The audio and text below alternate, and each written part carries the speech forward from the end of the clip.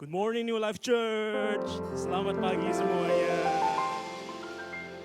Oke, pagi ini saya ingin mengucapkan selamat datang bagi Anda yang sudah join secara onsite di New Life Ballroom. Juga bagi semua yang sudah join melalui online di YouTube dan juga First Media.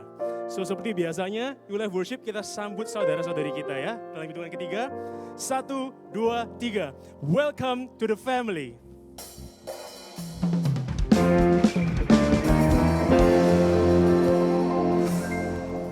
Ayat emas kita di bulan ini diambil dari kitab Wahyu, tepatnya di Wahyu pasal yang ketiga ayat 20. Saya bacakan. Lihat, aku berdiri di muka pintu dan mengetuk. Jikalau ada orang yang mendengar suaraku dan membukakan pintu, aku akan masuk mendapatkannya dan aku makan bersama-sama dengan dia dan ia bersama-sama dengan aku. Sebelum kita mulai ibadah pagi ini, mari kita tundukkan kepala kita dan kita berdoa. Terima kasih Tuhan untuk kesempatan pagi ini Tuhan, di mana kita bisa berkumpul bersama secara onsite, secara online Tuhan. Kami ingin supaya pagi ini bukan jadi pagi yang biasa ya Tuhan, tapi kami ingin supaya pagi ini kita bisa bertemu dengan Engkau ya Tuhan. Kami bisa dijamah oleh Engkau, kami akan pulang diubahkan.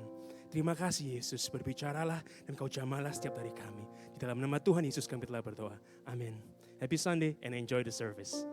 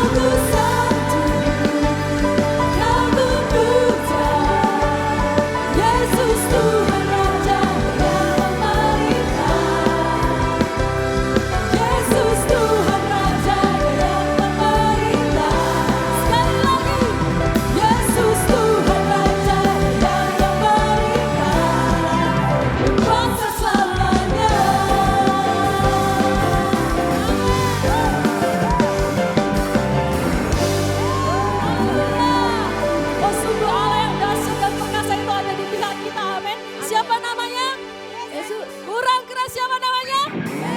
Come on, kasih tepuk tangan lagi untuk Allah kita.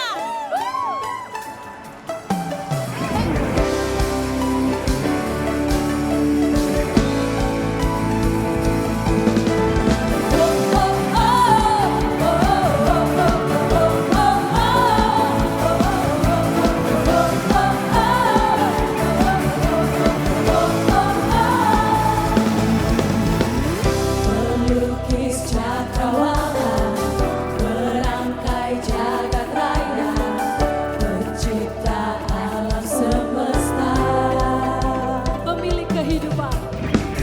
pemilik kehidupan yang sanggup menyelamatkan dalam jalan kebenaran. Kami rindukan kuasa lawanan-Mu, kebangkitan pasti terjadi.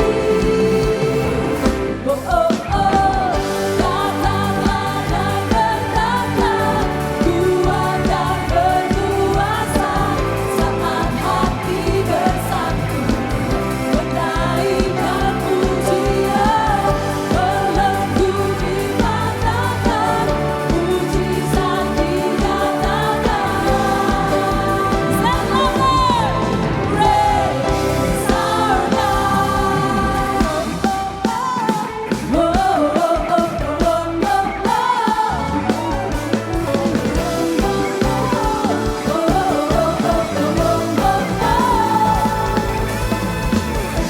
Pemilik kehidupan yang sanggup menyelamatkan dalam jalan kebenaran. Sama-sama angkat tangan saudara. Kami rindukan kuasa lawanan-Mu, kebangkitan pasti terjadi. Oh, oh, oh, datanglah dan berkatlah, kuat dan berkuasa, saat hati bersatu, menaikkan pujian, belenggu dipatahkan, mujizat dinyatakan. Praise our God. Sama-sama kita mau tepuk tangan di atas kepala yuk.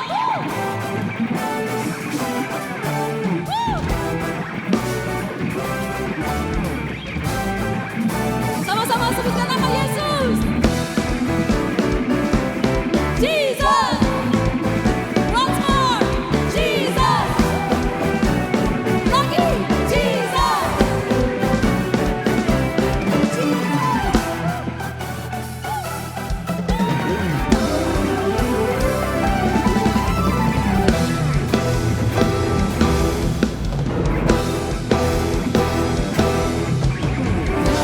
Rindukan kuasa lawanan-Mu, kebangkitan pasti terjadi.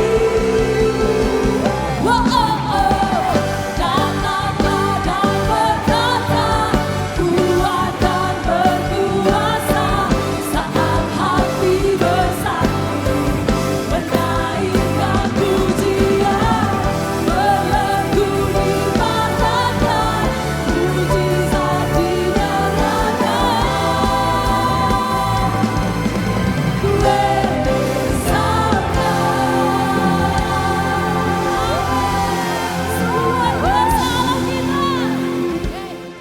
Siapa yang percaya kita punya Tuhan yang dahsyat? Nama di atas segala nama yang layak kita tinggikan. Semua yang setuju dengan saya katakan amin. Beri kemuliaan untuk Tuhan kita. Yes.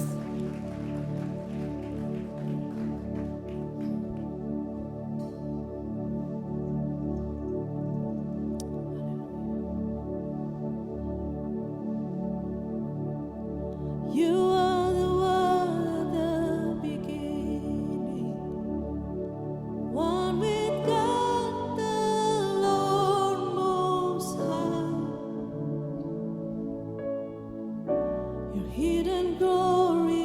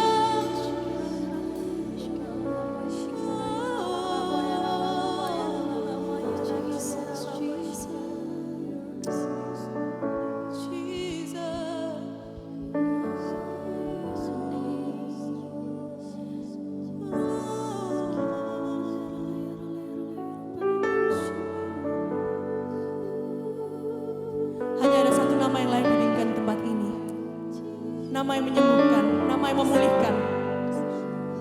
Nama yang selalu menyertai kita di setiap musim kehidupan kita. Engkau yang percaya dengan saya, angkat tanganmu. Beri kemuliaan untuk Tuhan kita. Yes.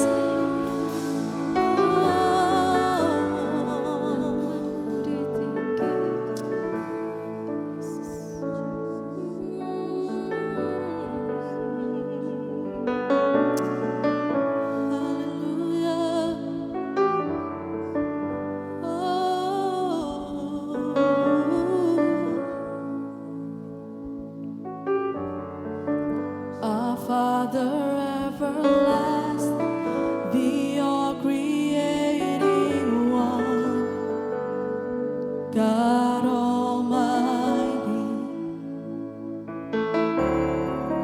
through your Holy Spirit, conceiving Christ the Son, Jesus our Savior. Angkat tanganmu, katakan. I believe in God our Father.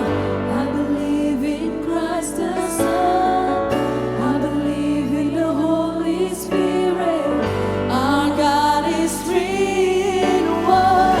I believe in the resurrection, that we will rise again. For I believe in the name of Jesus. Say, I believe. I believe in God our Father. I believe in Christ the Son. I believe in the Holy Spirit. Our God is three in one. I believe in the resurrection, that we will rise again. For I believe in the name of Jesus. I believe. I believe in God our Father. I believe in Christ the Son. I believe in the Holy Spirit. Our God is three in one. I believe in the resurrection, that we will rise again. For I believe in the name. Sekali lagi katakan. I believe in God our Father. I believe in Christ the Son. I believe in the Holy Spirit. Our God is three in one.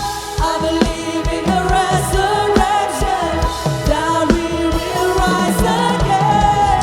For I believe in the name of Jesus.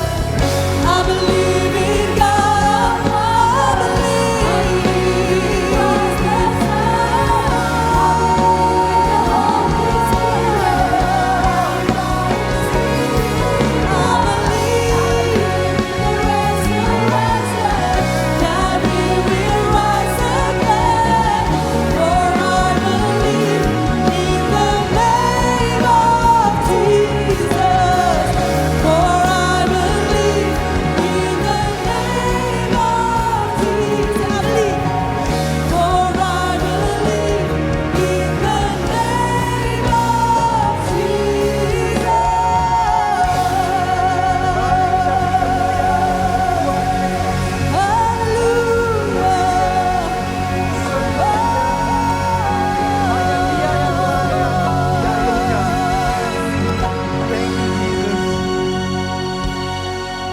Thank you Jesus for your presence in this place. Terima kasih Tuhan untuk kehadiran Engkau di tengah-tengah kami.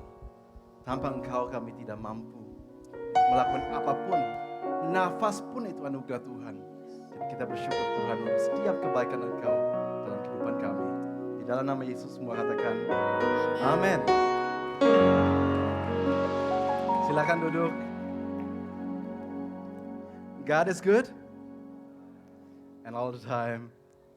Saya sudah lama gak katakan ini dan coba sekali lagi tapi lebih semangat ya. God is good and all the time. Amin. Tuhan baik setiap saat. Hari ini setelah langsung firman Tuhan disampaikan, ada sebuah hal yang spesial. Hari ini diadakan child dedication, ada 9 anak yang nanti akan didedikasikan atau diserahkan atau didoakan. Boleh berikan tepuk tangan paling meriah untuk Tuhan Yesus. Dan juga barusan Selasa kemarin kita selesai selama 3 pertemuan New Life Discovery Class, yaitu kelas di mana kita belajar dasar-dasar hal yang kita percaya di sini. Kelas ini diadakan setahun 2 kali. Ada sekian 20-an atau 30-an orang yang ikut kelasnya barusan lulus. Bentar lagi juga akan diwisuda, boleh berikan tepuk tangan untuk mereka juga. Karena dengan demikian, itu kan juga salah satu syarat untuk orang itu boleh melayani di gereja ini. Seperti biasa kita akan langsung mulai melihat dengan sebuah bacaan. Bacaan untuk hari ini saya ambil dari 1 Timotius 6 dan kita baca cukup panjang, 10 ayat. Ayat 1 sampai 10.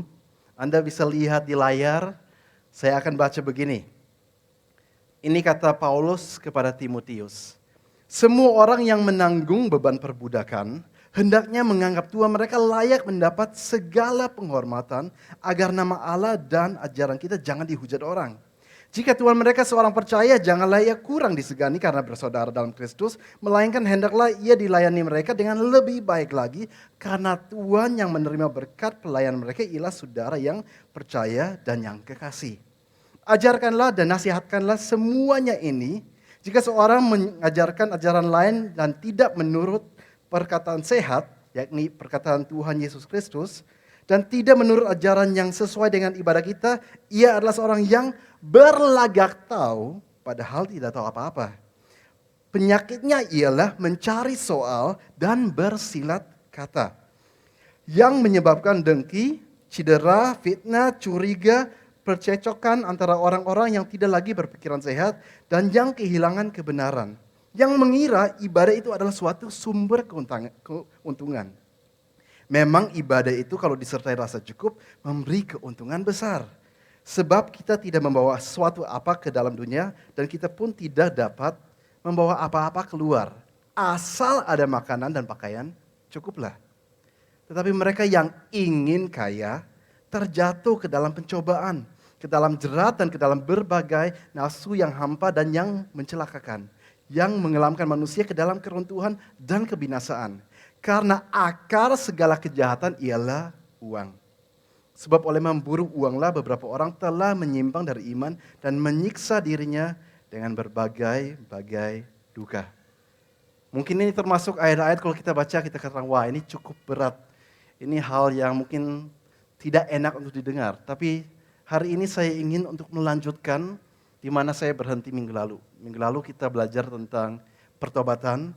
Dan bagaimana dengan begitu simple kita bisa ingat pertobatan itu bicara tentang apa? Bicara tentang bagaimana ada masalah, semua orang alami, masalahnya itu dosa. Sehingga kita terpisah dengan Tuhan, harus ada solusi. Solusinya Tuhan Yesus datang, kasih karunia Dia yang menyelamatkan. Tapi akan percuma kalau kita nggak meresponi dengan iman dan bertobat. Dan hari ini kita mau lanjut melihat berapa nasihat yang ada dalam Alkitab. Walaupun nasihatnya begitu banyak, tapi ini salah satu bagian. Bagaimana Paulus menunjukkan kehidupan orang yang sudah dalam Tuhan seperti apa. Orang yang bertobat itu seperti apa. Dan ciri-cirinya ada di sini. Judul untuk hari ini kita akan melihat, judulnya adalah cara hidup yang baru. A new lifestyle. Kalau minggu lalu, hidup yang baru. A new life. Tapi hari ini bukan cuma hidup kita baru dalam Tuhan. Tapi gaya hidup barunya seperti apa. Coba kita baca bersama ya dalam bahasa Indonesia. 1, 2, 3. Cara hidup yang baru. Coba dengan lebih semangat ya. 1, 2, 3. Cara hidup yang baru. Kita akan berdoa sekali lagi. Tuhan kita bersyukur untuk firman yang boleh kita dengar hari ini. Bantu kami supaya ini mengarahkan kita. Supaya kita mengerti apa yang menyenangkan Tuhan. Dan bagaimana kita semakin menjadi terang di dunia yang begitu gelap ini. Sehingga semakin banyak orang bisa melihat kemuliaan Tuhan. Terpancar dari kita semua. Dan benar-benar kita ini menjadi dampak yang luar biasa. Dari tempat ini, di seluruh Surabaya, Indonesia, sampai ke ujung bumi. Ini doa kami di dalam nama Yesus. Semua katakan, amin. Saya ingin sampaikan sebuah kesaksian yang saya alami banyak sekali tahun yang lalu. Anda tahu New Life Church sudah sekarang berada 10 tahun lebih. Di awal pelayanan New Life Church, kami masih sering pelayanan di radio. Dan kalau saya katakan sering itu maksudnya setiap minggu tanpa kecuali, hari Jumat, Pastor Iwan, saya dan adik saya, kita gantian khotbah di radio, di mana kita memberitakan tentang terutama Injil. Jadi kurang lebih mungkin 20 menit sampai setengah jam kita khotbahkan tentang Injil. Terus setengah jam kemudian adalah kesempatan untuk orang-orang bisa kirim SMS, bisa telepon untuk kita mendoakan mereka. Untuk hal-hal yang mereka butuhkan. Dan itu kita lakukan bertahun-tahun. Satu saat karena memang kita sering doakan orang, terus ada orang yang akhirnya itu juga tahu ini dari New Life Church. Ada yang telepon sekretariat gereja dan minta didoakan. Jadi orang-orang yang biasanya kita layani di radio, sekarang minta boleh enggak Anda yang selama ini beritakan Injil, bicara tentang banyak hal, mungkin itu kebaikan Tuhan, kesembuhan atau apapun yang lain, datang ke rumah saya butuh didoakan. Akhirnya kita putuskan, of course kita datang. Dan saya waktu itu yang berangkat ke rumah orang tersebut. Saya masih ingat dia tinggal di daerah Galaksi, di dalam salah satu perumahan yang ada di daerah Galaksi. Saya nyampe di rumahnya dan kita tanya apa yang dia alami. Dan dia jelaskan mengenai penyakitnya, mengenai bagaimana dia selalu linu, tulang-tulangnya dan badannya semuanya nggak enak. Dan dia mulai jelaskan kepada saya, apa saja yang dia sudah buat, tapi dia heran kenapa belum sembuh. Padahal menurut dia begitu serius dengan Tuhan. Dan dia jelaskan, saya ini dengan rajin minum perjamuan kudus. Habis itu saya dengan rajin ambil minyak urapan, dan saya semprotkan diri saya dengan minyak urapan. Dan dia pikir, berarti ada sesuatu yang wow di dalam minyak urapannya yang akan membuat dia sembuh. Padahal kita tahu minyak urapan memang ada, tapi itu lambang saja yang mengingatkan kita akan Roh Kudus. Dia bilang, jangankan saya semprotkan diri dengan minyak urapan. Saya sering minum minyak urapan, tapi nggak sembuh-sembuh. Dan saya juga pikir, saya nggak heran nggak sembuh-sembuh. Karena imanmu bukan kepada Tuhan, tapi imanmu adalah pada hal-hal, cara-cara yang kamu pakai. Nah sekarang kalau kita menanyakan diri kita, kira-kira kok bisa ya ada orang yang seperti ini? Dan ada banyak sekali orang yang mungkin mirip. Mereka coba banyak macam cara, tapi kok bisa sampai ke sana? Apakah sempat mungkin mereka dengarkan ajaran-ajaran yang aneh, sampai akhirnya mereka bertingkah seperti itu? Dan coba itu yang kita mau explore hari ini, itu yang kita mau melihat, ini yang juga dibahas oleh Paulus. Jangan-jangan ada hal-hal yang diberitakan oleh orang-orang gak gena, akhirnya umatnya meleset dan mereka ambil jalan yang tidak sesuai. Kita lihat ayat demi ayat, mulai dari ayat yang pertama tadi. Saya baca kembali 1 Timotius 6 ayat 1. Semua orang yang menanggung beban perbudakan hendaknya menganggap Tuhan mereka layak mendapat segala penghormatan agar nama Allah dan ajaran kita jangan dihujat orang. Mungkin kita pikir, Paulus kok bisa tulis ini? Kenapa Paulus di sini nggak menulis mengenai dia menentang perbudakan? Kita harus mengerti nomor satu, di zamannya ini ditulis ya 2000 tahun yang lalu. Di dalam kekaisaran Romawi ada 60 juta orang yang diperbudak. Dan perbudak waktu itu belum tentu sama dengan apa yang kita pikir hari ini. Saya kasih contoh yang sering terjadi. Seorang itu punya hutang. Hutangnya nggak bisa dibayar. Mungkin zaman sekarang ada orang dari bank yang diutus ke rumah kita mungkin, terus dia akan menagih hutang. Zaman itu orang itu nggak bisa bayar hutangnya, dia akan dijual untuk kerja untuk seseorang, selama dia kerja sampai hutangnya lunas, dia kembali bebas. Dan itu hal yang sangat wajar yang dulu dilakukan. Dan selain itu juga dulu zamannya Romawi, walaupun memang ini nggak baik, kan ini juga satu kekaisaran yang bukan baik memang. Ada kayak posisi-posisi kasta-kastanya, di mana ada tuan dan ada orang-orang yang menjadi hamba atau budak. Nah itu kenyataan yang lagi ada. Jadi Paulus itu realistis, Paulus menulis mengenai hal-hal yang sedang terjadi. Apa gunanya Paulus cuma tulis, ayo kita semua revolusi dan 60 juta orang saling membunuh, ya enggak bisa. Jadi dia bilang, kalau kamu memang dalam posisi ini, apa yang sebaiknya masih kamu bisa lakukan? Walaupun di bagian lain kita tahu dia tulis, kalau memang kamu bisa lepas dari perbudakan, coba lepaslah. Memang itu juga ada. Tapi intinya kenyataan 60 juta orang mengalami itu. Gimana seharusnya responmu? Apakah kamu menjadi seorang pekerja atau budak yang buruk, yang cuman rebellious, yang cuma berontak? Mungkin di zaman kita, ya ini sudah nggak berlaku lagi karena hari ini nggak ada perbudakan seperti itu, puji Tuhan. Itu dulu karena dalam sebuah kekuasaan, kekaisaran Romawi yang memang akhirnya hancur juga. Tapi hari ini mungkin posisi manusia bekerja lebih seperti karyawan dan atasan. Dan kita bisa ambil hal yang kita baca di sini untuk terapkan dalam pekerjaan kita juga. Apapun posisi kita hari ini. Tapi intinya Paulus katakan begini, kalau kamu bekerja untuk seorang siapapun, coba kamu lakukan itu dengan baik. Supaya mereka bisa melihat Tuhan dalam dirimu. Jangan orang lain malah menghujat kekristenan karena melihat, anak Tuhan itu seperti itu. Kalau kamu kerja, walaupun kadang-kadang kerjaannya nggak enak, walaupun mungkin nggak selalu sesuai keinginanmu, kan ada ayat yang lain, Kolose 3:23. Apapun yang kamu buat, buatlah seperti untuk Tuhan dan bukan untuk manusia. Kamu memberikan yang terbaik bukan karena orang kok. Kamu memberikan yang terbaik karena kamu tahu itu menyenangkan Tuhan. Nah kalau itu yang menjadi motivasi kita, saya yakin kita lebih gampang untuk all out. Coba semua yang setuju boleh berikan dulu tepuk tangan paling meriah untuk Tuhan Yesus. Intinya apapun yang kita buat, entah kita senang, ya puji Tuhan. Gak senang pun apa? Puji Tuhan. Bersyukur dalam segala sesuatu. Itu intinya yang sering Paulus mau sampaikan. Kenyataan, realita dunia ini gak selalu enak. Tapi kita bisa bersuka cita, kita bisa ada damai sejahtera. Kita bisa merasa semuanya luar biasa. Tergantung attitude, sikap kita dalam menghadapi hal-hal. Dia di sini mau memberikan semangat bagi orang-orang yang mengalami hal yang mungkin gak enak. Tapi lanjut, sekarang ayat 2. Tadi kan kalau orang itu kerja untuk orang yang mungkin gak kenal Tuhan. Gimana kalau kerja untuk orang kenal Tuhan? Ayat 2 mengatakan, jika Tuhan mereka seorang percaya, janganlah ia kurang disegani karena bersaudara dalam Kristus, melainkan hendaklah ia dilayani mereka dengan lebih baik lagi. Jangan merasa, ya kita kan sama-sama anak Tuhan, jadi kamu ngerti lah. Ya enggak, namanya kerja tetap profesional, berikan yang terbaik. Karena pada akhirnya, bukan untuk kita, bukan untuk dia, tapi ternyata nama Tuhan dipermuliakan dalam segala sesuatu yang bisa kita buat. Nah ayat ini kita lewati dengan cepat saja. Coba sekarang ayat 2 bagian B.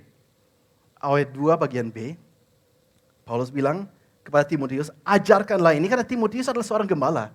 Ini harus diajarkan kepada jemaat. Ajarkanlah dan nasihatkanlah semuanya ini. Jika seorang mengajarkan ajaran lain dan tidak menurut perkataan sehat, yakni perkataan Tuhan kita Yesus Kristus, dan tidak menurut ajaran yang sesuai dengan ibadah kita, sampai di sini dulu. Memang kita kerasa kok gak enak ya, kalimatnya kepotong. Tapi memang persis di sini ayat 3 berhenti, karena kita melihat ada hal yang memang harus dibahas dulu. Paulus bilang, apa yang barusan saya bahas, bahkan pasal-pasal sebelumnya saya bahas, semuanya mengenai bagaimana kita hidup, lifestyle, gaya hidup yang baru, ajarkanlah itu. Dan jangan mau dengarkan orang-orang yang kasih ajaran yang lain. Itu penekanannya. Kenyataannya ada ajaran-ajaran lain, ada Injil-Injil yang lain, ada Injil-Injil yang palsu, ada hal-hal yang diberitakan yang tidak memuliakan nama Tuhan. Ada, itu kenyataannya. Hal seperti itu harus hati-hati. Yesus pun berkata, jangan heran akan ada segala macam angin pengajaran. Angin pengajaran bicara tentang apa? Angin bicara mengenai sesuatu yang datang terus lewat. Dari zaman Yesus 2000 tahun yang lalu sampai hari ini, begitu banyak pengajaran aneh-aneh muncul dan redup, muncul lagi dan redup seperti angin. Tapi cuma satu pengajaran yang tetap kokoh, yaitu pengajaran yang benar, Injil yang benar. Kalau kita hitung di dunia ini, pengajaran kekristenan yang masih dikategorikan kekristenan, tapi yang sesat, yang aneh-aneh, itu ada ratusan atau ada ribuan. 1 tahun ada 52 minggu.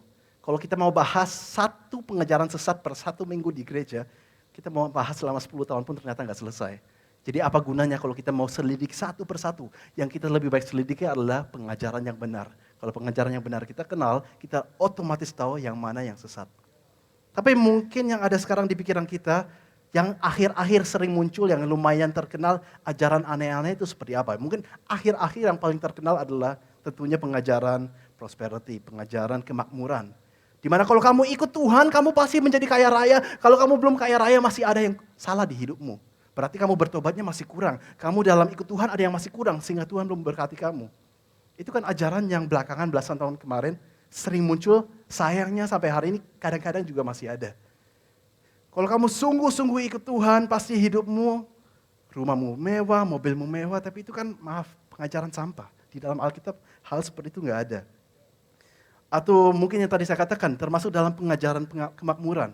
Kalau kamu ikut Tuhan, pasti kamu 100% sembuh, nggak mungkin sakit. Sehingga mengalami, seperti yang saya alami, saya doakan satu orang yang akhirnya minum minyak urapan. Karena dia menanyakan dirinya, apa yang masih kurang di hidup saya sehingga saya belum sembuh. Dia pakai segala cara. Akhirnya juga sampai dia minum minyak urapan. Padahal itu mungkin malah membuat seorang semakin sakit karena kita nggak tahu isinya apa aja ya. Kalau dia itu beli di luar. Jadi itu kan sudah nggak sehat akalnya. Tapi lahirnya karena dia mungkin mendengarkan orang-orang yang kasih pengajaran yang aneh-aneh. Pernah saya dengar seorang hamba Tuhan, pendeta. Saya nggak mau sebutkan namanya karena saya nggak mau menjelekan. Tapi dia katakan begini, saya percaya setiap anak Tuhan harus sehat dan harus sembuh. Bapak Ibu Saudara, saya percaya kesembuhan. Saya percaya anak Tuhan itu bisa sembuh. Tapi saya juga percaya ada orang-orang seperti Paulus yang mengatakan, Tuhan sudah 3 kali saya minta untuk duri ini dicabut, tapi Tuhan jawab, saya nggak akan cabut. Ada kadang-kadang. Tapi kita juga tetap mengadakan KKR kesembuhan. Kenapa? Karena memang kita harus beritakan Injil, tanda heran menyertai banyak orang percaya. Makanya Alkitab tetap mengatakan, doakan orang sakit, letakkan tangan, itu bagian kita. Siapa sembuh, siapa enggak, terserah Tuhan. Tapi hamba Tuhan yang waktu itu saya dengar dia katakan, semua orang, kalau dia Kristen, pasti menerima kesembuhan. Kalau dia belum menerima kesembuhan, masih ada yang belum beres di hidupnya. Karena kalau sudah beres, pasti sembuh. Dan aku mikir, orang yang sampaikan itu dia pakai kacamata. Berarti mata dia belum 100%. Berarti nggak ada yang nggak beres dalam hidup dia. Itu kan menurut logika dia sendiri. Iya enggak? Jadi ini kan konyol, ini kan aneh. Jadi bukan itu yang Tuhan janjikan. Tuhan janjikan badai bisa ada, masalah bisa ada. Tapi asal Yesus di dalam perahu kita, semuanya akan baik-baik saja. Boleh berikan tepuk tangan paling meriah untuk Tuhan Yesus Kristus. Pengajaran aneh lainnya, mungkin zaman sekarang atau zaman belasan puluhan tahun lalu, sekali lagi saya cuma membahas hal-hal yang akhir-akhir aja ya. Banyak yang ngeroh, yang aneh-aneh rohani. Ngeroh itu maksudnya seperti apa? Contohnya sedikit-sedikit ngusir setan, kemana-mana tengking-tengking. Jadi menjadi orang yang kayak tidak normal. Sedikit-sedikit salahkan setan. Suka jatuh dalam lubang yang sama, jatuh dalam dosa yang sama, yang disalahkan setannya. Padahal mungkin Tuhan dari surga berpikir, bukan salah setannya. Kamu yang gak mau dekat dengan saya, kamu yang gak mau baca firman Tuhan, kamu yang gak berdoa, ya gimana kamu mau kuat? Bukan salah setannya, itu salah dirimu sendiri. Matius 26 ayat 41, berdoalah dan berjaga-jagalah supaya kamu jangan jatuh ke dalam pencobaan. Roh memang penurut tapi daging lemah. Dengan kata lain, Anda dan saya kita manusia lemah.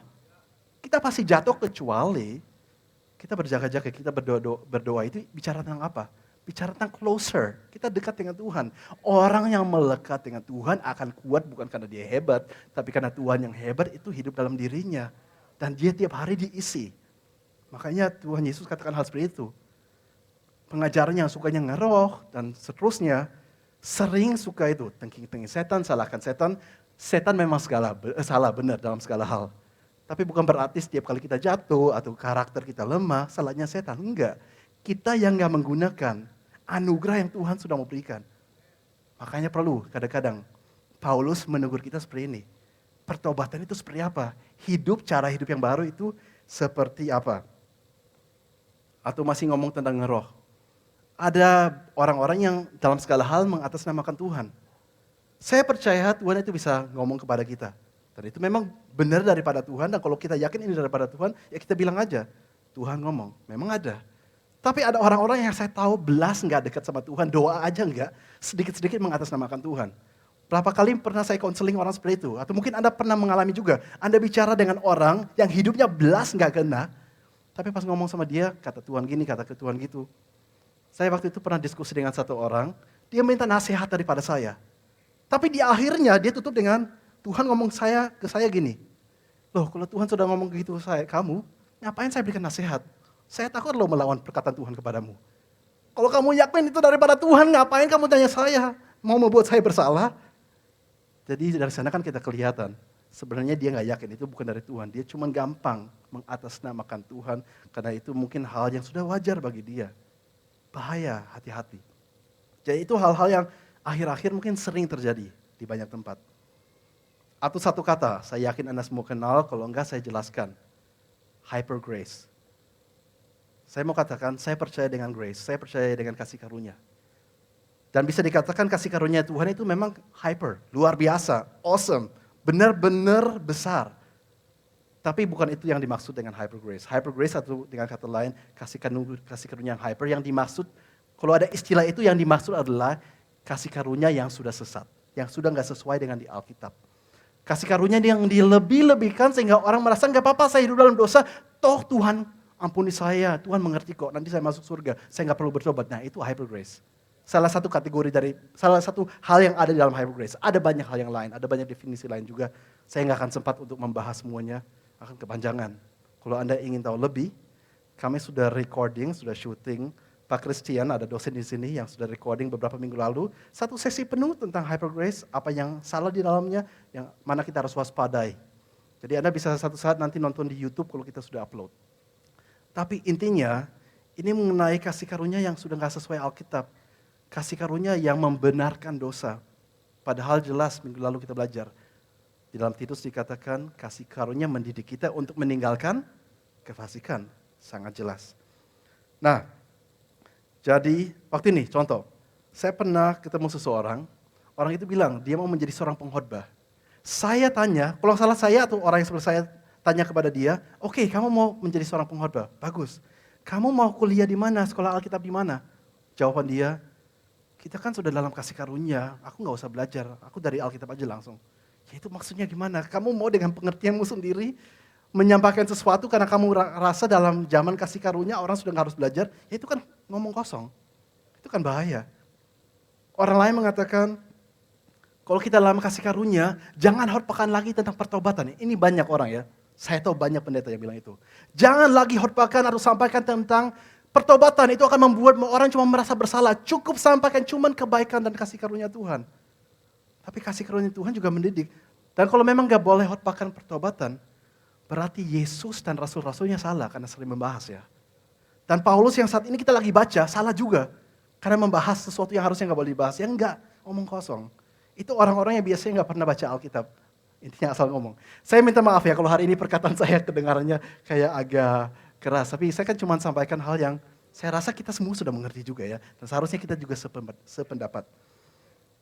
Jadi bertobat itu bukan berartinya kita hidup sesuai hukum Taurat. Ada satu quote yang saya lihat bagus banget. Boleh ditampilkan. Quote-nya begini. Dari Noah. Noah mengatakan, seorang pendeta namanya Noah Heron. Pursuing holiness does not make you legalistic. It makes you like Jesus. Kalau saya terjemahkan, mengejar kekudusan tidak membuat kita legalistik. Legalistik artinya, oh berarti saya hidup dibenarkan karena hukum Taurat, kayak para Farisi. Semuanya baik aturan, tapi sebenarnya mereka nggak jumpa dengan Tuhan. Jadi mengejar kekudusan tidak membuat kita legalistik, melainkan membuat kita semakin menyerupai Yesus. Yesus kok yang suruh? Yang mengatakan kejarlah kekudusan, iya kan? Jadi ini harus jelas. Kita lanjut, 1 Timotius 6 ayat 4.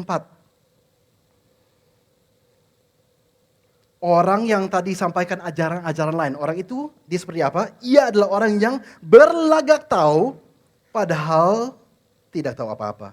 Penyakit, dia punya penyakit. Penyakitnya ialah mencari soal dan bersilat kata yang menyebabkan hasilnya dengki, cedera, fitnah, dan seterusnya.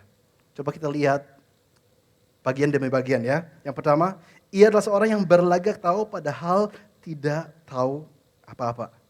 Sok pinter dalam segala hal dia mau ikut ngomong tapi kita tahu orang itu sebenarnya ngomong kosong. Gak banyak tahunya. Tapi intinya dia selalu mau terlibat dalam segala hal supaya kelihatan pinter. Kita jangan nunjuk-nunjuk orang. Anda jangan lihat kiri kanan kalau ada orang seperti itu di sebelah Anda. Cuma Tuhan yang tahu, cuma kita sendiri yang tahu. Kan hari ini firman Tuhannya adalah kita yang mendengarkan, kita yang bertobat. Kita gak usah nunjuk-nunjuk jari. Tapi saya yakin kita semua kenal orang yang seperti ini. Berlagak tahu padahal kita tahu dia gak punya apa-apa. Sukanya ngomong, dan kalau dia sudah ngomong, kadang-kadang kita dalam hati sudah malas duluan. Atau kalau ada kelompok orang yang sudah kenal orang ini, biasanya pasti orang ini ngomong, mereka sudah saling lihat-lihatan, saling senyum-senyum. Karena tahu ini pasti omongannya gak ada isi. Tapi di sini pun waktu saya renungkan itu, saya pikir di sana pun ya kita harus bertobat sebenarnya ya. Karena itu adalah kesempatan yang baik untuk kita belajar sabar, belajar mengasihi. Seringkali orang yang kayak gini, atau orang yang bencekno, atau orang yang butuh pengakuan, justru adalah orang yang kekurangan kasih sayang. Siapa tahu kalau kita yang lebih bertobat dan meresponi dengan baik, dia akan lebih baik, ya kan? Saya barusan membaca sebuah posting. Postingnya mengatakan begini, nanti saya terjemahkan. All your theology means nothing if you don't outlaw those who oppose you. Seluruh pengertian teologismu gak ada arti kalau kasihmu gak lebih besar daripada kasih mereka yang suka menantang kamu. Ya benar. Mungkin ada orang punya pendapat aneh-aneh. Mungkin ada orang apapun alasannya mereka katakan dan lakukan sesuatu. Ada yang motivasinya memang salah, ada yang memang gak ngerti dan sebenarnya motivasi mereka gak jahat. Tapi kalau saya gak bisa belajar mengasihi mereka, semua yang saya lakukan itu percuma dan kosong. Makanya kita diajarkan untuk selalu mengasihi. Terus dilanjutkan dalam ayat ini dikatakan, dalam 1 Timotius 6 ayat 4, penyakitnya ialah mencari soal dan bersilat kata. Jadi mereka cuma debat demi debatnya, bukan untuk hasilnya, tapi mereka senang debat. Mereka senang kalau ada hal-hal seperti ini dibahas. Katakan mereka ini suka cari soal. Jadi ini orang-orang yang suka datang kepada kita dan katakan, kamu sudah tahu nggak? Kamu sudah dengar nggak? Kamu sudah tahu nggak ceritanya orang gini-gini? Oh, orang ini jatuh, orang ini apa, dan seterusnya. Paulus ya, ini bukan saya. Jadi tolong kalau ada yang tersinggung, jangan tersinggung dengan saya, tolong tersinggung dengan Paulus. Paulus bilang, ada orang yang tujuannya cuma adalah, dan mereka punya penyakit kata Paulus, adalah mencari soal dan bersilat kata. Kalau kita merasa ini saya hari ini, kita bilang Tuhan ampuni saya mau bertobat. Ada kesempatan tiap hari kok, karena bertobat itu adalah setiap hari. Amin. Jadi ada orang-orang seperti itu kata Paulus. Seringkali juga ada orang kalau diskusi firman Tuhan, dan mereka gak bisa terima, mereka bilang gini, tapi kita kan juga harus realistis. Kata Alkitab, tapi kita kan juga harus realistis. Kalau saya sudah dengar kalimat ini, saya sudah tahu pasti setelahnya yang keluar pastinya ngawur. Karena kalau dia bilang realistis tapi bertentangan dengan Alkitab yang gak realistis untuk anak Tuhan, untuk gaya hidup anak Tuhan. Jadi intinya semua kembali ke firman Tuhan. Hasilnya dari orang-orang yang seperti ini dikatakan, yang mereka menyebabkan adalah apa? Dengki, cedera, fitnah, curiga, percecokan antara orang-orang yang tidak lagi berpikiran sehat dan yang kehilangan kebenaran. Itu buahnya, itu yang akan terjadi. Lanjut, mereka itu mengira ibadah itu adalah suatu sumber keuntungan. Itu sebabnya juga akhirnya mereka bisa percaya ajaran yang aneh-aneh ini. Itu sebabnya juga mereka mungkin percaya yang tadi saya bilang, Injil kemakmuran, hyper grace, ngeroh. Kan bagi mereka ibadah atau ikut Tuhan itu soal keuntungan. Sering mereka cari hal-hal yang mereka merasa kalau saya ikut Tuhan harus ada keuntungannya. Keuntungan jasmani. Kalau keuntungan rohani pasti. Kita pasti semua semakin dekat dengan Tuhan, ada sukacita dan sejahtera. Tapi ini bicara mengenai jasmani. Lanjut kita baca 1 Timotius 6 ayat 6. Memang ibadah itu kalau disertai rasa cukup memberi keuntungan besar. Oke, benar kata Paulus. Ibadah itu membawa keuntungan besar. By the way, terjemahan bahasa Indonesia kata ibadah sayangnya kurang tepat. Yang dimaksud di sini sebenarnya silakan Anda bisa cek nanti kalau mau lihat di dalam konkordansi dan seterusnya dalam kamus Alkitab dan dalam apapun juga interlinear. Ibadah di sana yang dimaksudkan adalah hidup yang godly. Bahasa Inggrisnya godliness. Bahasa Indonesia yang tepat seharusnya adalah kesalehan. Dengan kata lain, memang kesalehan. Itu ikut Tuhan dengan sungguh-sungguh. Close dengan Tuhan. Itu kalau disertai rasa cukup memberi keuntungan besar. Karena apapun yang terjadi dalam hidup saya, mau ada badai atau semuanya baik-baik, gak apa-apa. Pokoknya saya rasa sukacita. Hal-hal sesuai keinginan saya ataupun enggak apa-apa. Pokoknya saya ada damai sejahtera. Karena hidup saya gak bergantung pada situasi kondisi. Ibadah kalau disertai rasa cukup. Kesalehan kalau disertai rasa cukup, sangat besar untungnya. Benar, itu kata Paulus. Kita lanjut, ayat 7. Sebab kita tidak membawa suatu apa ke dalam dunia, dan kita pun tidak dapat membawa apa-apa keluar. Asal ada makanan dan pakaian cukuplah. Tetapi mereka yang ingin kaya, bukan soal kaya, memang ada orang yang Tuhan tentukan kaya, ada orang yang Tuhan mau berkati menjadi kaya raya, ada. Tapi soal ini mereka yang ingin kaya, terjatuh ke dalam pencobaan dan ke dalam jerat dan ke dalam berbagai-bagai nafsu yang hampa dan yang mencelakakan, yang menggelamkan manusia ke dalam keruntuhan dan kebinasaan. Jadi ada sebuah hal yang bahaya terjadi kalau cuma ingin kaya dan gak bisa puas. Kan ayat sebelumnya mengatakan ibadah atau kalau kita ini rohani, kita dekat dengan Tuhan, disertai rasa cukup, besar untungnya. Anda mungkin pernah dengar ilustrasi ini, tapi ada orang-orang mereka seumur hidup selalu menunda sukacita, kesenangan, damai sejahtera, kepuasan. Dan kalau itu kita nggak hati-hati, sampai akhir hidup akan terjadi. Ada orang-orang, katakan mereka selesai sekolah, kuliah, dan sekarang mereka katakan, oke, sekarang saya selesai sekolah, belajar. Saya akan kerja. Tuhan, kalau saya kerja dan Tuhan memberikan gaji saya seperti gini, saya pasti akan puas dan sukacita. Berapa tahun kemudian karena dia rajin bekerja, benar gajinya sudah sesuai yang awalnya dia doa. Tapi ternyata apakah puas? Tidak. Dia katakan, Tuhan gini deh, kalau nanti saya bisa beli mobil ini, saya akan puas. Berapa tahun kemudian dia bekerja, menghasilkan uang yang cukup, bisa beli mobil itu, apakah puas? Tidak. Tuhan kalau saya bisa punya keluarga seperti ini dan rumah yang seperti itu, seperti yang mungkin tetangga saya akan puas dan sukacita dan saya akan merasa tenang. Berapa tahun kemudian dia sudah kerja keras, ternyata semuanya terkabul. Saya tanya, puas enggak? Enggak. Permintaan demi permintaan. Itu sebabnya bahaya kalau orang itu nggak pernah rasa puas. Sehingga Paulus harus ingatkan, gaya hidup orang Kristen adalah ibadah atau godliness atau kesalehan disertai rasa cukup. Itu yang keuntungannya besar. Kalau enggak, sampai kapanpun kita selalu akan merasa kurang. Kita melihat satu ayat, Markus 4, ayat 18 sampai 19. Markus 4, 18 sampai 19. Ini bicara tentang sebuah perumpamaan. Yesus lagi sampaikan tentang ada penabur benih, menabur benih di 4 tanah. Di pinggir jalan, di tanah berbatu-batu, di tanah berduri, dan di tanah yang baik. Ini membahas tanah ketiga, tanah yang berduri. Yesus memberikan penjelasan. Tanah berduri itu seperti apa sih? Yesus bilang, dan yang lain, benih itu, ialah yang ditaburkan di tengah semak duri. Itulah yang mendengar firman itu, lalu kekhawatiran dunia dan tipu daya kekayaan dan keinginan akan hal yang lain, masuklah menghimpit firman itu sehingga tidak berbuah. Jadi apa yang membuat firman Tuhan gak berbuah dalam kehidupan orang ini? Ada 3 hal yang disebut.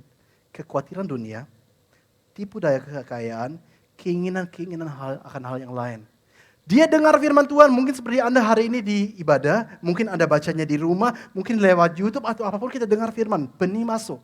Tapi nggak ada hasilnya. Awalnya bertumbuh, tapi nggak sampai berbuah. Alasannya, dalam pikiran kita dikuasai keinginan, tipu daya muslihat keuangan, dan juga keinginan akan hal-hal yang lain. Kekhawatiran dunia dan seterusnya. Berapa sering kita dengar firman Tuhan hari Minggu? Kita katakan amin, haleluya, luar biasa. Keluar hari ibadah, hari Senin sampai Jumat. Karena sebenarnya kita kejar hal-hal yang lain dan impian-impian yang lain. Kita tidak terapkan hal yang kita sudah dengar. Dan kita menjadi pendengar firman saja, bukan pelaku. Itu bahayanya kalau orang itu gak puas. Dan di sana, itu yang iblis berusaha. Saya tadi katakan jangan salahkan iblis dalam segala hal. Tapi iblis memang juga berusaha. Supaya kita dalam tipu muslihat ini yang kita alami. Keuangan, gak pernah puas. Selalu mau lebih dan lebih dan lebih. A.W. Tozer, seorang pendeta dari Amerika pernah mengatakan begini. Dan di sini saya minta tim praise and worship sudah boleh maju ke depan. The more fascinated we become with the toys of this world, the more we forget there's another world to come. Kalau bahasa Indonesianya, semakin kita terpesona dengan kesenangan duniawi, semakin kita lupa bahwa ada kehidupan yang lain menanti kita. Kadang-kadang mungkin seperti hari ini waktunya untuk kita harus introspeksi. Yang kita lebih kejar apakah benar kerajaan Allah atau hal-hal yang kita inginkan. Hal-hal di mana kita investasikan waktu dan tenaga begitu banyak. Kadang-kadang orang itu kerjanya mungkin sekian puluh tahun dengan sebuah tujuan nanti gaji saya bisa semakin besar, rumah saya bisa semakin bagus. Nanti kalau saya pensiun hidup saya enak. Dan kita punya investasi begitu besar demi masa depan yang kecil. Sedangkan Alkitab selalu mengingatkan kita kembali, hei dunia ini, hidup ini, itu loh yang singkat. Jadi jangan kamu cuma capek untuk hidup di dunia ini, dan kamu lupa ada kekekalan yang menanti di mana Yesus katakan, kumpulkan harta bukan di sini, tapi di surga di mana pencuri gak bisa mencurinya, ngengar gak bisa makannya. Kamu masuk surga, kamu punya sebuah harta yang kamu sudah kumpulkan. Betapa ruginya kita kalau kita hidup cuma untuk dunia yang sekarang ini. Sebenarnya saya masih ingin untuk membahas ayat-ayat yang lain sampai dengan ayat 10, tapi saya lihat kepada waktu dan saya juga melihat bahwa para orang tua sudah menunggu di belakang dengan anak-anaknya. Saya akan persingkat dan saya akan lompat saja kepada ayat yang ke-10. Ayat 10 mengatakan, karena akar segala kejahatan ialah cinta uang. Sampai di sini dulu. Bisa ditampilkan 1 Timotius 6 ayat yang ke-10. Tetapi mereka ayat yang 10, karena akar segala kejahatan ialah cinta uang. Saya mau jelaskan bentar bahwa ini pun salah terjemahan. Apakah benar kesalahan atau akar dari semua kejahatan itu cinta uang? Enggak. Ada juga beberapa kejahatan adalah akar yang lain. Orang itu punya nafsu, apalagi kalau nafsunya nggak ada kaitan dengan uang. Tapi mungkin bagi pria itu wanita, bagi wanita itu pria, itu nggak ada kaitan dengan uangnya. Sebenarnya terjemahan aslinya mengatakan bahwa a root of all kinds of evil. Jadi cinta uang adalah salah satu akar dari banyak macam kejahatan. Dan itu memang benar. Sehingga kita harus hati-hati. Itu sebabnya Yesus pun mengatakan hati-hati. Orang yang ingin kaya, saya tidak katakan Anda nggak boleh kaya. Ada orang-orang di sini, mungkin banyak dari Anda, dipanggil untuk menjadi kaya, bahkan kaya raya, karena Tuhan ingin memakai hidup Anda untuk memberkati orang lain, bahkan secara jasmani. Atau Tuhan punya alasan-alasan lain. Tapi intinya yang mau disampaikan di sini apa? Apapun tak panggilan Tuhan atas Anda dan saya. Entah kita dipanggil untuk menjadi pengusaha ataupun tidak, bekerja seperti ini atau pekerjaan yang lain, punya uang yang banyak atau yang pas-pasang atau yang merasa bahkan kurang. Apapun Tuhan yang Tuhan izinkan, kata Paulus, ibadah disertai rasa cukup, besar kuasanya, besar keuntungannya. Jangan selalu bandingkan, tapi apapun yang Tuhan izinkan kita dapat katakan Tuhan baik. Saya mau bersyukur selalu, berdoa dalam segala hal, dan mengucap syukur untuk segala sesuatu yang Tuhan izinkan. Karena Tuhan punya sebuah maksud dalam hidup saya, dan lewat maksud itu Tuhan rencanakan untuk saya jadi berkat di dunia ini. Tapi saya jadi berkat kalau saya hidup di dalam apa yang memang Tuhan izinkan bagi saya. Saya tutup dengan kesaksian ini. Ada banyak orang di Afrika, mungkin juga banyak negara yang lain. Mereka hidup di sebuah daerah di mana mereka mustahil menjadi kaya karena mereka itu cuma bisa menjadi seorang petani dengan tanah yang sangat buruk, atau mereka bisa kerja di tambang, atau mereka bisa jadi guru, pilihan sangat sedikit. Hidup mereka mungkin bisa dikatakan setengah mati. Di beberapa daerah memang gak ada cara lainnya. Apakah mereka katakan oke, berarti Tuhan itu jahat dan saya harus pindah tempat, jadi semuanya ngungsi, gak mau tinggal di Afrika lagi? Enggak. Apa yang Tuhan izinkan di sana, ada orang-orang juga orang Kristen yang hidup sama beratnya seperti orang-orang yang gak kenal Tuhan. Tapi orang yang gak kenal Tuhan akhirnya mengatakan, kok bisa ya dia pekerjaannya sama seperti saya, hidupnya berat sama seperti saya. Tapi beda dengan saya, dia itu sukacita. Why? Dia itu damai sejahtera, dia itu puas, dia kalau hidup, kelihatan hidupnya luar biasa. Ada sesuatu dalam diri dia yang saya gak punya. Dan di sana mereka melihat Tuhan. Saya gak tahu panggilan Tuhan atas hidupmu apa. Sekali lagi itu juga bukan bagian saya, tapi yang saya mau sampaikan cuma satu. Dan saya akan tutup khotbah saya, kita lihat ini dengan kalimat ini. Ini yang Paulus tadi sampaikan, memang ibadah atau kita sudah belajar bahasa aslinya kesalehan. Memang kesalehan kalau disertai rasa cukup memberi keuntungan besar. Kita sebagai anak Tuhan, salah satu gaya hidup yang harus kita miliki. Dan kalau belum, kita harus bertobat. Kita puas dan kita senang dan kita bersyukur dengan apapun yang Tuhan izinkan dalam kehidupan kita. Semua yang setuju katakan amin. Saya gak akan berpanjang. Boleh tepuk tangan untuk Tuhan Yesus. Mari kita akan berdoa. Tuhan, kita bersyukur untuk firman yang boleh kita dengar hari ini. Mengajarkan kita untuk tidak menjadi orang yang serakah atau penuh nafsu. Penuh keinginan-keinginan yang tidak sesuai dengan keinginan Engkau. Menjadi orang yang tidak cinta uang, tapi menjadi orang yang cinta Engkau. Sehingga kita katakan, apapun yang Tuhan suruh saya mau. Saya rela sangkal diri, pikul salib, tapi biarlah lewat hidup saya, nama Tuhan dipermuliakan, dan orang-orang lain boleh kenal Tuhan. Tapi apapun yang saya alami juga Tuhan, saya berdoa, Engkau selalu kuatkan. Supaya kita mampu menjalankan apa yang Tuhan sudah rencanakan. Di dalam nama Yesus mau katakan, amin. Tuhan Yesus memberkati. Anda diberkati dengan khotbah hari ini, amin. Sebentar lagi kita akan melakukan penyerahan anak. Mimbar boleh langsung diangkat. SC. Penyerahan anak buat saya adalah hal yang sangat penting. Karena sejak dini mereka diserahkan, saya percaya bahwa kehidupan mereka sungguh-sungguh ada dalam tangan Tuhan. Saya persilakan untuk para orang tua boleh diatur oleh service manager untuk mereka menempati dari urutan nama yang sudah ditulis. Ya, tolong SCSM-nya. Bersama keluargaku melayani Tuhan, bersatu selamanya mengasihi Engkau. Tiada yang dapat melebihi kasih-Mu ya Tuhan. Bagi kami Kaulah segalanya. Sama-sama jemaat nyanyikan sekali lagi bersama. Bersama keluargaku melayani Tuhan, bersatu selamanya mengasihi Engkau. Tiada yang dapat melebihi kasih-Mu ya Tuhan. Bagi kami Kaulah segalanya. Saya diminta untuk foto terlebih dahulu. Karena anak-anak yang lucu ini kadang-kadang di tengah-tengah penyerahan anak mereka nangis gitu ya. Jadi kita diminta untuk take a picture first.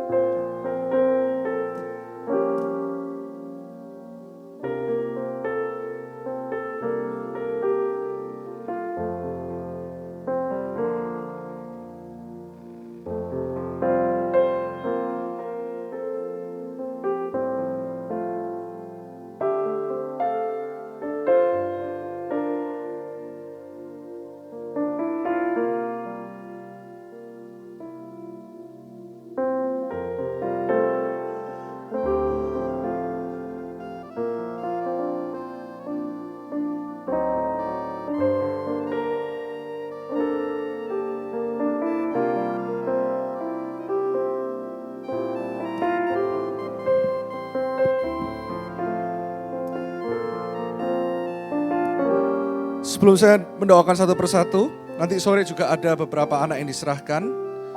Saya minta jemaat tenang sedikit untuk 10-15 menit ke depan, karena kita semua mesti terlibat. Karena anak-anak ini adalah jiwa-jiwa yang berharga. Amin. Saya mau pesan kepada semua orang tua terlebih dahulu ketika tadi saya berdoa, tadi pagi untuk semua Anda. Kebanyakan biasa kalau kita punya anak kecil, ya kadang kita punya banyak excuse. Kita mulai kendor melayani Tuhan. Ini sebuah teguran, juga sebuah kasih untuk setiap Anda. Jangan kita tidak mementingkan Tuhan lagi, karena justru ketika anakmu sejak dini ada dalam rumah Tuhan, seperti Tuhan Yesus juga diserahkan. Percayalah, anak-anak ini akan bertumbuh menjadi anak-anak yang bukan hanya anak yang baik, tapi akan penuh dengan firman Tuhan. Saya minta orang tua semuanya memprioritaskan ibadah anak-anakmu, yang melayani tetap melayani Tuhan. Amin. Supaya gak tegang, kita kasih tepuk tangan lagi buat mereka. Dan yang kedua, saya izinkan nanti setelah didoakan, jika ada anaknya yang karena ya masih kecil, lihat lighting terlalu lama, Anda diizinkan nanti untuk bisa turun panggung terlebih dahulu. Hanya yang anaknya cranky ya, supaya tidak cranky, kita arahkan kedua tangan kita doakan. Mulai dari anak yang pertama, saya dan istri saya ketumbang tangan dan mendoakan, yaitu Chloe Alicia Zainal Abidin. Betul ya? Dan nama ayah Andrew dan juga nama ibu Yeni. Andrew Nikolaus Zainal Abidin, Yeni Octavia Kangin. Ayo mari kita sama-sama arahkan kedua tangan kita, semua yang asyik di belakang juga. Kami berdoa untuk Chloe Alicia Zainal Abidin. Berdoa supaya hikmat Tuhan turun atasnya.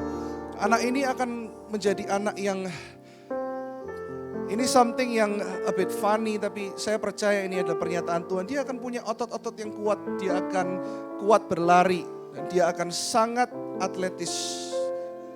Saya berdoa supaya destiny Tuhan turun atas Chloe saat ini di dalam nama Tuhan Yesus. Juga kedua orang tuanya Tuhan. Kami berdoa saat ini buat Andrew dan juga Yeni. Sama-sama membesarkan kedua anak mereka, mencintai Tuhan, mengasihi Tuhan, dan hikmat tercurah atas kedua mereka.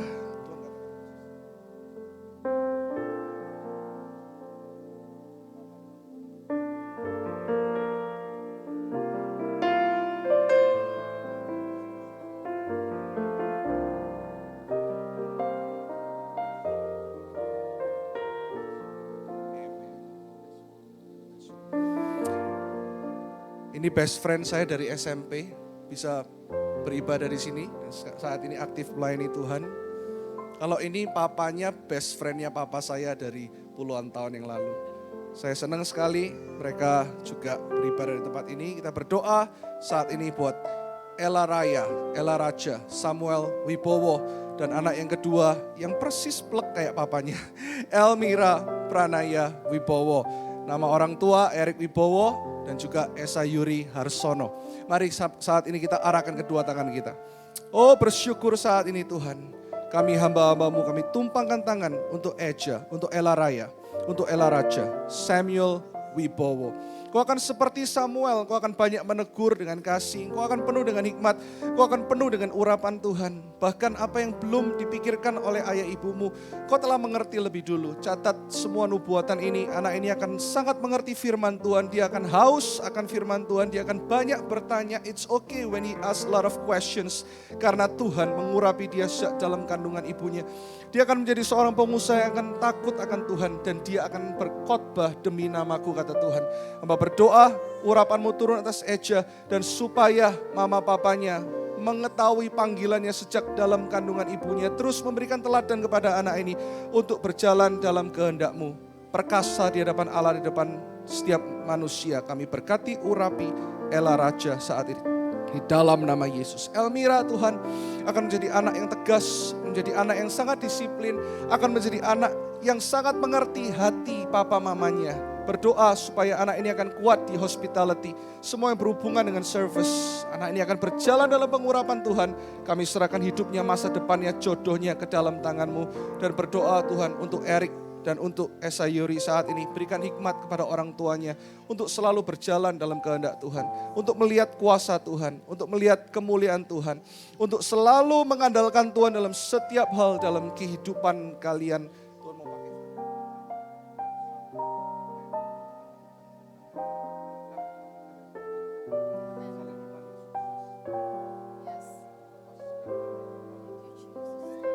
Amin. Tepuk tangan yang dahsyat buat Tuhan Yesus. Kalau ini papanya kayak Lita Ua, ya, saya tunggu-tunggu untuk ada di PAW, belum jadi singer. Mamanya salah satu youth leader, ya. Kasih tepuk tangan sekali lagi buat Tuhan Yesus. Yang diserahkan hari ini, wait. Ya, Elliot Kanaya Shalomit. Halo, Uncle boleh pinjam kamu? Oke. Dan nama papanya Dani Windarto, mamanya Meliska Michelle. Ayo kita arahkan kedua tangan kami berdoa untuk Elliot Tuhan. Kanaya Shalomit. Ketika kami tumpang tangankan atas anak ini, Tuhan ingatkan tentang Hana. Seorang yang akan sabar untuk menanti janji Tuhan. Seorang yang sabar dan kuat dan teguh untuk berjalan di dalam kasih karunia Tuhan. Kami serahkan saat ini Elliot ke dalam tangan-Mu. Kami percaya jodohnya, masa depannya dalam tangan Tuhan. Dan urapan-Mu turun atas Dani dan Meliska. Tidak pernah putus melayani Tuhan karena jiwa-jiwa ada dalam kehidupan mereka.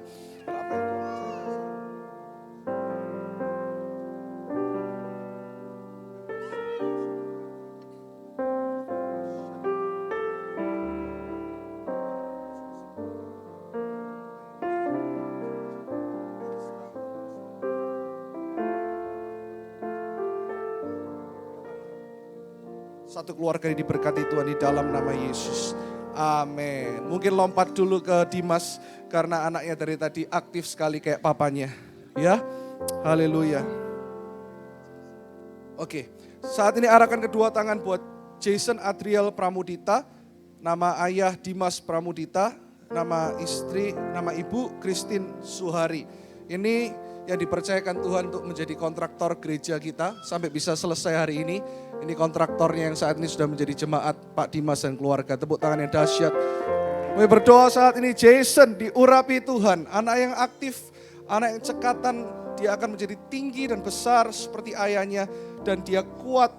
Saya tidak tahu, kalian harus doakan. Tapi kok Tuhan tiba-tiba bicara dalam hati saya, anak ini akan menjadi seorang ahli, physician, seorang dokter, seorang yang brilliant.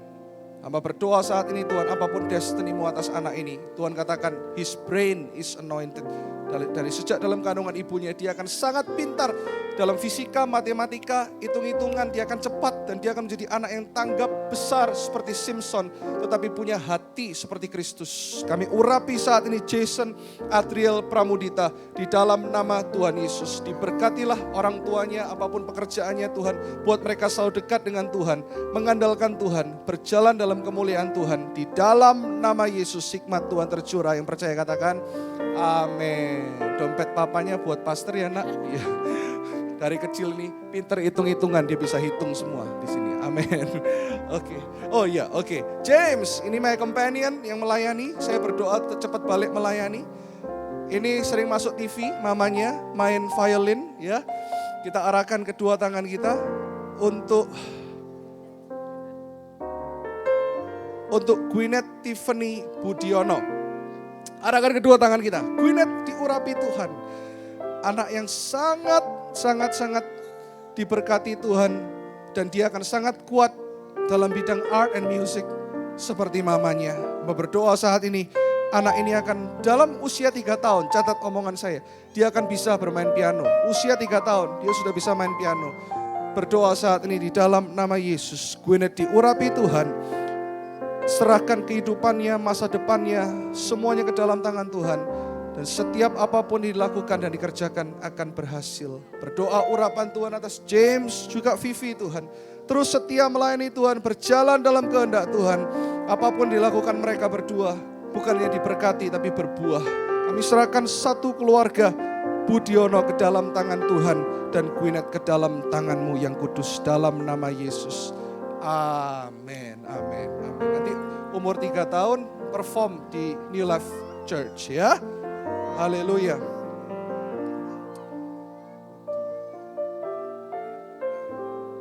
Ini papanya guru New Life Kids, tepuk tangan ya. Ini pria tapi hatinya hati Kristus, bukan Hello Kitty ya. Dan juga Santi, saya lihat mereka dari pacaran sampai diberkati di tempat ini. Kami bersyukur, arahkan kedua tangan, berdoa untuk Lukas Evander Kianto. Lukas, kamu akan berhikmat seperti Lukas, lebih daripada itu, yaitu seperti Kristus. Anak yang tidak bisa diem, it's okay. Anak yang selalu aktif, it's okay. Anak yang akan sedikit kelihatannya, dia akan sedikit aktif sehingga kalian mungkin berpikir kenapa. Don't worry, anak ini akan sangat dipakai Tuhan untuk bidang, dia akan fasih bicara. Dia akan menjadi ketua OSIS, dia akan sungguh-sungguh tidak akan takut untuk dia ada di panggung. Dan dia akan menjadi seorang orator yang baik, pegang ini. Dia akan menjadi seorang pembicara yang baik.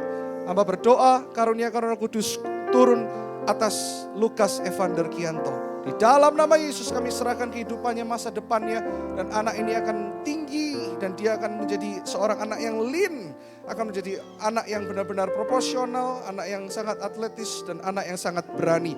Berkati anak ini Tuhan, kami serahkan dalam nama Yesus. Urapi juga Santi dan juga Budi untuk terus setia melayani Tuhan. Untuk terus berjalan dalam kehendak Tuhan. Urapi mereka berdua di dalam nama Yesus. Amin. Tepuk tangan sekali yang dahsyat buat Tuhan Yesus. Haleluya. Megan Manvel. Nama anak Megan Manvel. Papanya Ferry Adi Kurniawan. Mamanya Agnes Cynthia. Anak ini kamu curang. 100% dipek papanya nih wajahnya ya. Papanya juga sampai hari ini melayani sebagai asyir, PIC asyir. Saya bersyukur satu keluarga ini terus melayani Tuhan. Yuk arahkan kedua tangan. Berdoa untuk Megan Manvel. Di dalam nama Yesus. Haleluya.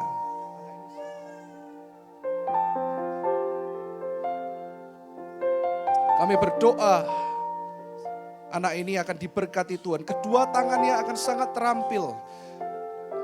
Dia akan pintar untuk baking, memasak, semua yang berhubungan dengan food business. Terus Tuhan, orang tuanya untuk supaya mengembangkan talenta anak ini. Dia akan menjadi seorang young chef dalam hidup anak ini. Ketika dia muda, dia akan fasih. Ketika kalian melihat dia mulai tertarik numpain makanan atau dia ubek-ubek makanan di dapur, jangan dimarahin. Karena anak ini akan dipakai Tuhan. Dahsyat, urapi dia Tuhan, urapi Megan di dalam nama Yesus. Dan juga Ferry dan juga saat ini Agnes, kami berdoa satu keluarga ini diurapi Tuhan. Dan saya rasa akan ada anak kedua Sun. Kami berdoa saat ini Tuhan, Engkau yang memeteraikan setiap janji-Mu, setiap kasih karunia-Mu dalam hidup mereka. Di dalam nama Yesus. Yang percaya katakan amin. Sekali lagi tepuk tangan yang dahsyat. Last but not least, ada 2 yang diserahkan, yaitu Misha Naya Lustono dan juga yang kedua Reina May Lustono. Ini sahabat serasa keluarga. Ya, mamanya Merlin Suyanto ini best friend saya dari saya kecil, keluarganya juga best friend dengan keluarga saya. Jadi Merlin sudah seperti adik bagi saya dan istri saya. Otomatis suaminya juga menjadi adik saya, ya. Dan mereka ini punya anak-anak yang sangat lucu dan diurapi Tuhan. Arahkan kedua tangan. Kami berdoa saat ini untuk Misha. Urapan-Mu saat ini tercurah untuk Misha. Tidak tahu apa yang saya lihat saat ini jelas sekali. Dia akan menjadi seorang, dia akan perform di banyak platform. Dia akan menjadi seorang worship leader yang diurapi Tuhan. You will worship lead soon. My niece, berdoa supaya uncle berdoa supaya kamu segera menjadi worship leader. Bahkan ini Life Kids, dia akan dipakai Tuhan luar biasa. Bahkan dia akan menari untuk Tuhan. Anak ini akan dipakai Tuhan khusus. Dia akan menjadi seorang artist.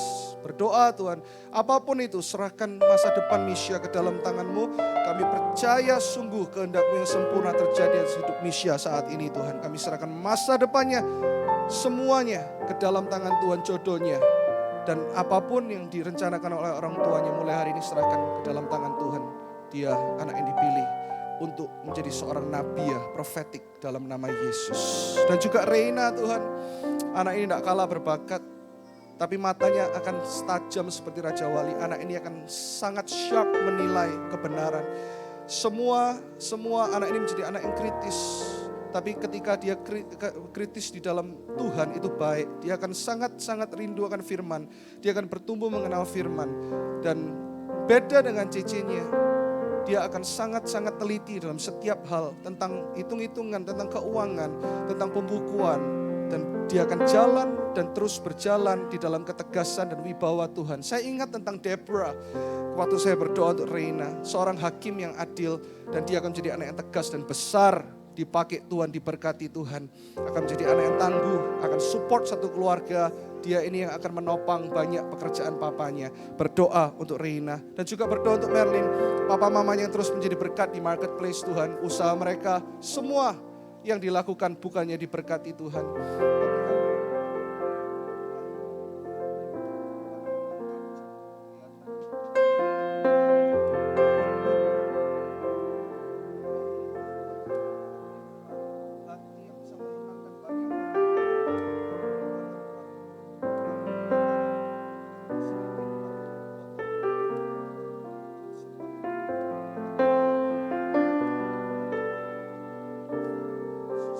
Amin. Tepuk tangan buat mereka semua. Thank you parents. Tepuk tangan sekali lagi buat mereka. Silakan Anda boleh kembali ke tempat duduk. Sekali lagi katakan, bersama keluargaku melayani Tuhan. Bersatu selamanya mengasihi Engkau. Tiada yang dapat melebihi kasih-Mu ya Tuhan. Bagi kami Kaulah segalanya. Semua yang keluarga-keluarga di tempat ini, sekaligus saya doakan hari ini. Sama-sama katakan, bersama keluargaku. Boleh sekali kita bangkit berdiri, come on. Bersatu mengasihi Engkau. Tiada yang dapat melebihi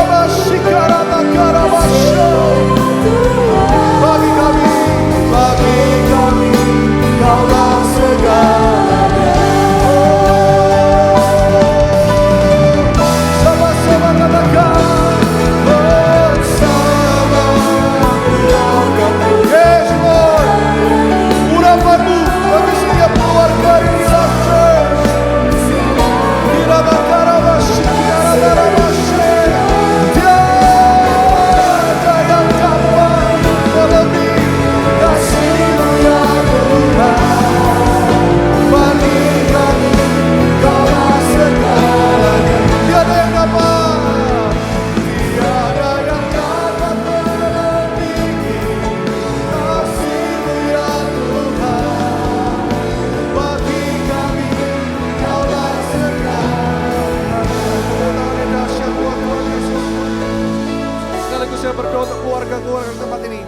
terbaik.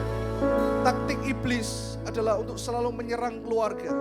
Keluarga yang bercerai, keluarga terus. Karena ketika keluarga hancur, satu generasi itu akan hatinya luka.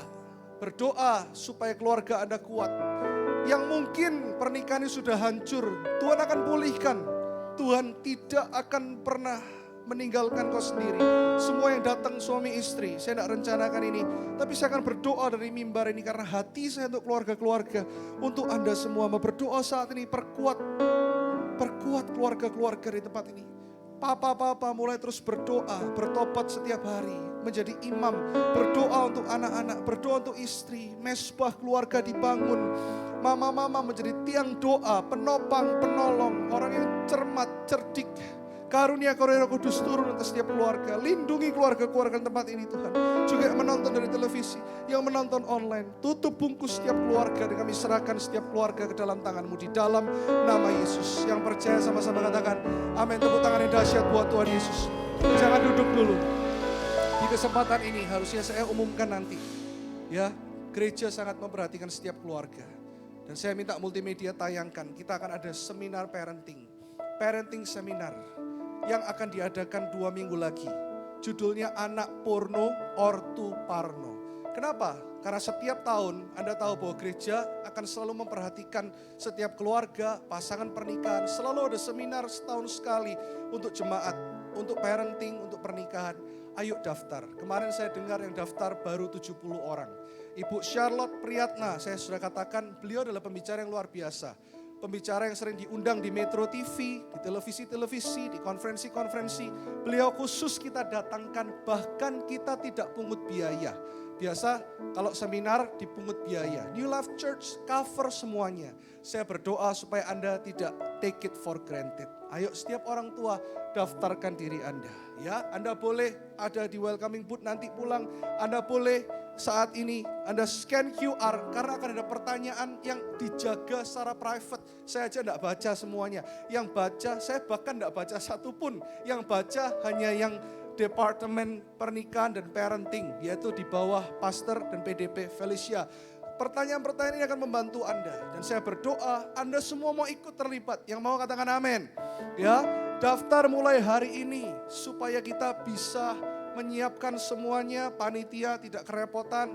Ya, yang seminar lalu 2 hari sebelumnya langsung 200 orang daftar. Langsung total 300 orang. Yang ini ayo daftar mulai hari ini. Katakan kanan kiri, ayo investasi buat kerajaan Tuhan. Ya, daftar mulai sekarang. Kalau Anda tanya, ini orang tua yang anaknya umur berapa pastor? Semua ya orang tua pokoknya. Boleh anaknya dari bayi sampai yang anaknya kuliah, Anda boleh ikut. Ya, jadi Anda daftarkan sekarang. Amin. Sekali lagi tepuk tangan yang dahsyat buat Tuhan. Silakan duduk. Seminar ini hari Sabtu jam 4. Dan hari Minggunya Ibu Charlotte akan berkhotbah di kebaktian umum. God bless you church.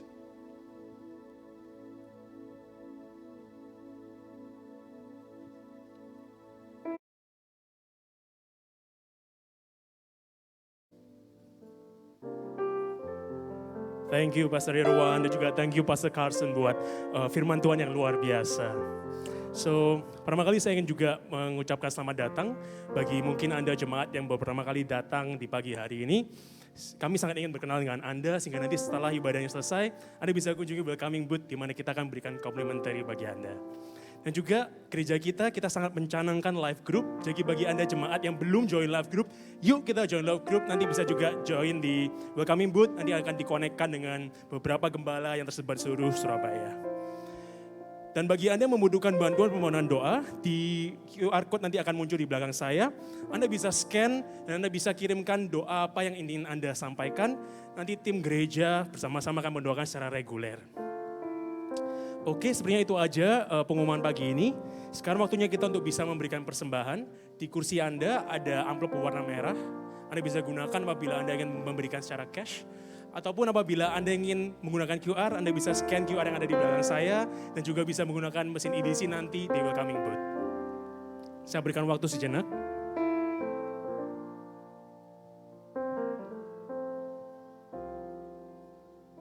Oke, saya rasa cukup ya. Kita angkat amplop sebagai deklarasi bahwa kita memberikan kepada Tuhan.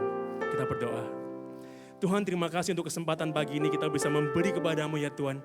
Kami percaya bahwa apa yang kami beri ya Tuhan merupakan dari sukacita kami, merupakan dari berkat yang telah Kau berikan terlebih dahulu kepada kami. Dan biarkan siapapun yang mengelola ini ya Tuhan, benar-benar mengelola bagi kerajaan-Mu, bagi kemuliaan-Mu saja. Di dalam nama Tuhan Yesus, amin. Happy giving. Engkau hebat, Engkau dahsyat, Nama yang berkuasa atas segalanya. Kau ku sanjung, Kau ku puja, Yesus Tuhan Raja yang memerintah.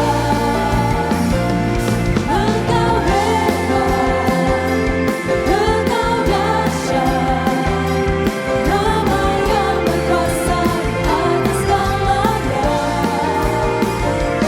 Kau ku sanjung, Kau ku puja, Yesus Tuhan Raja yang memerintah kuasa selamanya. Dan di minggu ini kita juga akan memberikan untuk persembahan diakonia. Sebelum kita memberikan, saya akan jelaskan sedikit apa itu persembahan diakonia. Di gereja kita percaya bahwa ini merupakan amanat dari Tuhan, di mana kita mau fokus juga ke jemaat diakonia, yang meliputi yang pertama untuk menyekolahkan puluhan anak di Indonesia Timur, di mana kita berkolaborasi dengan Wahana Visi Indonesia.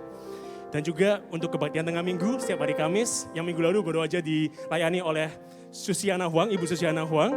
Ada beberapa foto yang bisa ditampilkan, mungkin bisa ditampilkan untuk ibadah Kamis minggu ini ya. Ini ada foto-fotonya, mungkin nanti sambil ditampilkan ya. Dan juga untuk memberikan asupan jasmani dan juga rohani untuk saudara-saudari kita di Rutan Medaeng, di mana kita secara reguler selalu bisa support mereka, supaya benar-benar mereka bisa bertumbuh juga di dalam iman. Dan yang terakhir adalah untuk kebutuhan insidentil, di mana kita akan lihat ada kebutuhan-kebutuhan insidentil yang diperlukan di gereja ini. Untuk diakonia kita akan berikan melalui persembahan ini. Jadi seperti biasanya kita juga akan berikan waktu di mana Anda bisa menggunakan amplop ini, amplop diakonia, apabila Anda ingin memberikan secara cash, ataupun juga nanti bisa scan QR untuk diakonia juga. Saya berikan waktu sejenak untuk menyiapkan.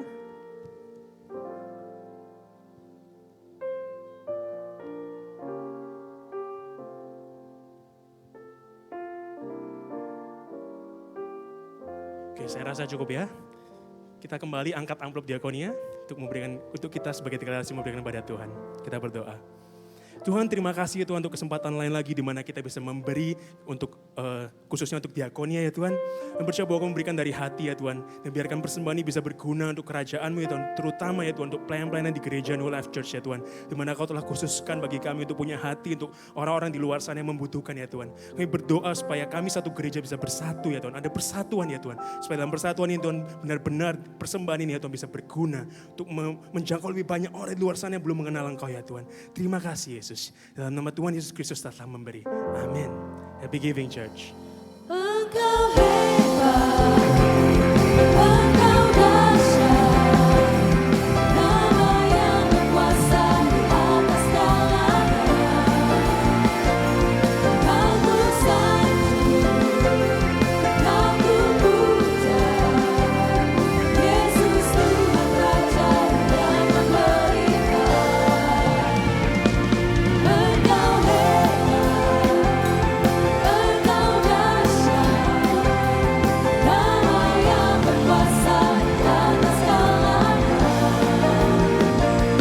Kau ku sanjung, Kau ku puja, Yesus Tuhan Raja yang memerintah kuasa selamanya.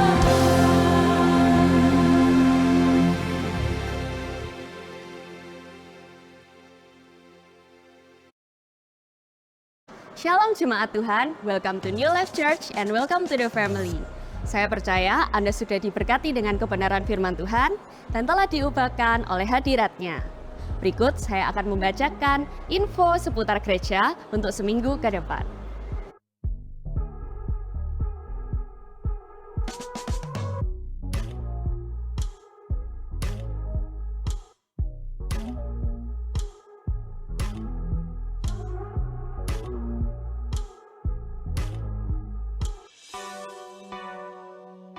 Minggu depan kita akan dilayani oleh Evangelis Frankie Kuncoro. Mari ajak saudara dan kerabat, karena saya percaya pengajaran beliau akan membantu memperlengkapi kita untuk bertumbuh di dalam Kristus.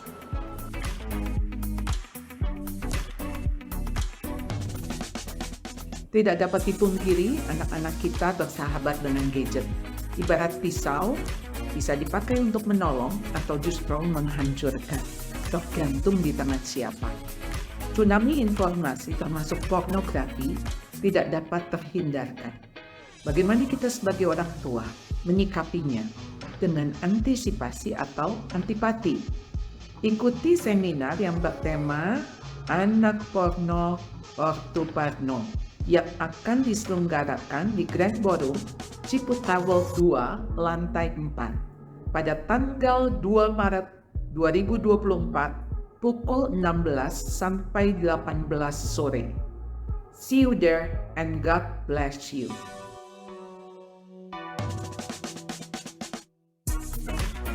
Siapa nih yang udah rindu dengan camp?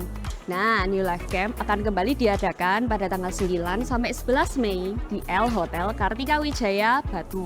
Dan ini berlaku untuk semua usia, mulai dari dewasa, youth, maupun kids. Karena slot terbatas, jangan lupa daftarkan diri Anda pada welcoming booth atau call center gereja yang tertera. So, don't miss out, it's gonna be fun.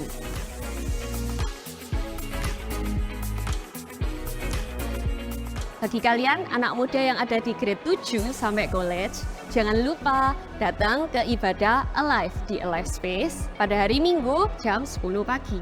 Jangan lupa ajak teman kalian dan mari bertumbuh bersama di dalam Kristus.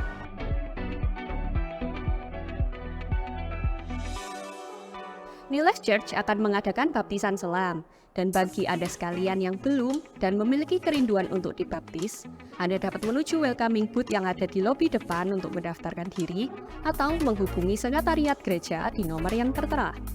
Bagi Anda yang rindu untuk melayani dan mempunyai bakat di bidang tarik suara dan musik, New Life Worship membuka pendaftaran nih. Yuk segera daftarkan diri Anda di welcoming booth atau melalui call center gereja yang tertera. Sekian info gereja untuk minggu ini, dan sampai jumpa minggu depan untuk kembali diberkati dalam hadiratnya. See you next week and God bless you.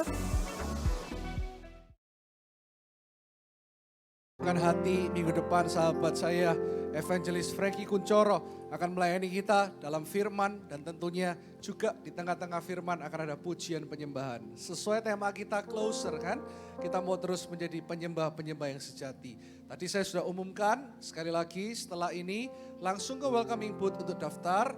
Ya, seminar dari Ibu Charlotte, Anda akan dilayani di welcoming booth, akan didata. Please jangan pulang dulu, belok sebentar ke welcoming booth.